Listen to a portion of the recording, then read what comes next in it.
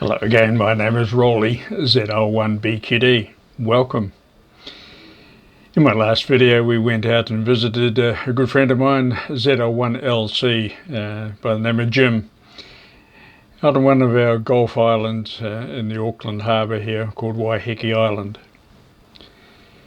And we had a nice conversation with Jim to find out what interests him in ham radio, and we're going to join him again in this video. But before we do, let's have a little look around this island paradise, shall we? Yeah, you got the idea. Come on, pull up a chair, grab a cup of coffee. Come on, let's go.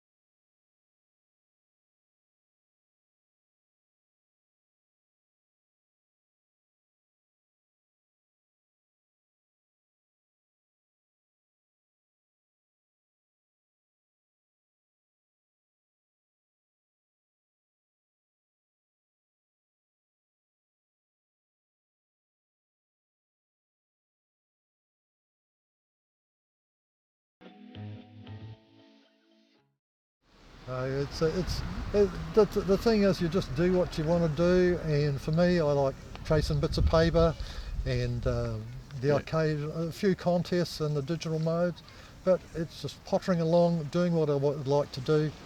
I've worked this year, well, the last few years, I've worked ZL2AL memorial marathons. Oh yes. And yeah. You had to work 4 QSOs a day and that sort of thing. Like, All right. You just made it happen, and you get into a routine. You can easily crank out 4 QSOs. Yes. Yes. You know, Very easily, isn't it? What a lot of people don't realise, and a lot of the viewers on my YouTube channel here don't realise that ZL is DX for everywhere. Absolutely. But, you know, I keep trying to explain that to people in the Northern Hemisphere. Well, for a start, 10% of the hams of the world live in the Southern Hemisphere. Yeah. Then you add on top of that, the first place we hit from New Zealand is about 1,200 miles away, and that's Australia. And does that count as DX? I suppose it does. But well, certainly counts in DX for my friend Nick, who's trying to do it on 24 centimetres. No, I'm just winding you up. But that's the thing is, east of us we've got, I don't know, 5,000 miles to South America. Yeah. And Chile's the next stop, isn't it? Yeah, and there's a few places in the Pacific, but the problem with many of the places in Asia and the Asia Pacific is that because they've imported cheap electrical appliances and electronics, they've got horrendous RFI noises. Yeah, exactly. Issues. So you'll get a station that's quite strong to you, but he just can't pick you out of the murk that's around him. That's very common with the Indonesians. I notice they're very, very strong, but they can't hear us. Yeah, China's the same, unfortunately. Because then we have that other thumping great big lump of ice down the bottom of us there, which precludes us from South Africa or any of the African stuff. You have to go right over the Antarctic, and that has its problems, of course. Yeah, I don't have many QSOs with South Africa. Not too many. Or most of Africa, actually. It's they're few and far between. Pretty hard to get in there and that sort of thing. Yeah. Okay, so you're FD8 and loving it. That's brilliant and so on. In a way, Jim, what got you into amateur radio in the first place? I mean, I know you're ex-army and so on like that. I didn't start in amateur radio at all. In fact, I'm pretty independent. So I got into electronics back in probably 1959, when there was a radio program for kids, and I was about 10 at the time, and it had how to build a crystal set on the radio, 2YA. Yeah. So this sounds common. What you had to do was send off a 3-cent stamp and an envelope, and they sent you a cyclostyled sheet. Well, most people wouldn't know what a cyclostyled sheet was, but it was pre-photocopier. Pre-photocopy. Sheet of instructions. And my father was a motor mechanic, and he knew lots of people, so he scrounged up a coil former and some copper wire and a set of headphones and even a capacitor. Yeah. And I don't know, I think I probably bought the diode from the local hearing aid repairman in New Plymouth. And we built a radio, so a crystal set. And so that was the start of it. And then my father also had a huge box of Popular Mechanics magazines that he'd been collecting since the end of the Second World War. Right. Yeah. And in it they had an electronics section, and they had how to build regenerative receivers. Well, my grandfather worked at the tip in Stratford, and he used to get the old 1940s radios because everybody was throwing them away and buying new plastic things and things like that. And the 30s, he'd turn the 1930s fancy, real old steel bodied radios into toolboxes, and so he just took the guts out of them and gave me all these bits and pieces. Well, I bought a couple of regenerative receivers, which were basically transmitters. Yes.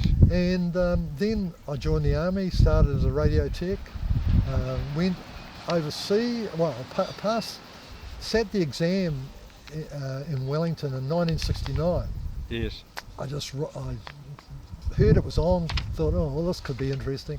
So I fronted up with some money, and they said, come on in. In 20 minutes, I'd finished the exam, read it twice, and walked out. So I was pretty confident I'd done it. And a couple of weeks later, they said, yeah, you passed. Yeah. Well, unfortunately, lots of other things got in the way. I got married, I got relocated to Waiuru, which is not a lovely place.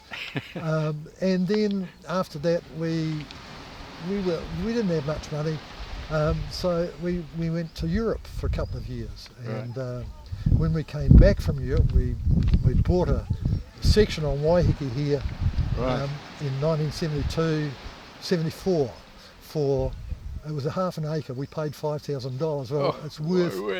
We wrote a cheque out for it. It's worth a little bit more than that these days. A little bit more. Let's put another, a few more zeros on the end of that. Over a million. These people pay crazy prices for stuff. And so we built a house here, and that's when after building the house, that's when we bought the boat. So then I thought, well, I'll get my ham license and use the ham radio instead of marine radio. Right. And then, as I say, once 2004 came along and the CW requirement disappeared, it was all on. I had a well-paid job. I was a contractor in the IT business. I won't say what that's like, but it's not short of $1 or $3. And so I could go and do what I wanted. Operations, Jim. What do you find best in amateur radio? I know you do your FT8 and things like that, but what are some of the other things? What I like it is I like it because I can do what I want to do. I don't have to do anything. Right. For example, I don't belong to the club on my own. It's got a local branch club here. I don't belong to that. It doesn't suit my style of thing. I'm more independent and that sort of thing. I like playing around with antennas and learned a lot over the years, and balance and stuff like that you could buy stuff, but you actually learn a lot more, and you're probably going to achieve a bit more by actually doing it yourself. You do, don't you? And I don't mind helping people. Like I just bought a little Chinese 20-watt transceiver called a G90 at Zygu. Yeah. And one of the guys in Christchurch bought one. Oh, he hasn't got it yet. He's getting all enthusiastic. So he said, is anybody in New Zealand doing this on the Groups IO website. So I said, yeah, and he's asked 1,001 questions, and you just help him along and point him in the right direction. You can't do everything for people. Well, a lot of my American buddies who will be watching this, they're well into the Zygoos and things like this. So you know, he's getting bits for antennas, and even just simple things like, where do I get the wire from? He went to JCar and they didn't know what he was talking about. So I said, well, there's two places that I'd buy wire from. The Wireman in the States, they're really good, or SOTA beam. So he's thrown that aside and going to go and find some auto electrical cable. But that's the thing, you don't have to do anything, you know. So brilliant. In the short term, I've just got always got a couple of short-term goals. I come from a project management experience after being in the IT industry and making things happen in the electronics, always projects. So that's right. No problem. So the short term one, I'm always trying to keep things going for my column in the break-in. I write about things on the internet, so I'm always hunting for bits and pieces to go there. Oh, you got an article here, haven't you? Oh, well, I could always do things like that. And the Jock White Field Day, which is a little New Zealand Field Day, comes up at the end of February. So I've just got to get myself organised for that again, using the Zygo. So you've got to make sure everything works, you know, and that you're kitted out for it. Don't leave any cables behind, like somebody I know. And then in the long term, well, I would like to go back to the Chathams again, because I don't have to have a passport or anything like that. That's one DX location we have in common, isn't it? The Chatham Islands. It's a bit different. So you were ZL1LC, yeah? You've noticed. So I'd like to go back there. It was interesting. It's totally different to anywhere else in New Zealand. Yes. And then I just chase bits of paper on various things, you know, awards and that sort of thing, that I feel I would like to have.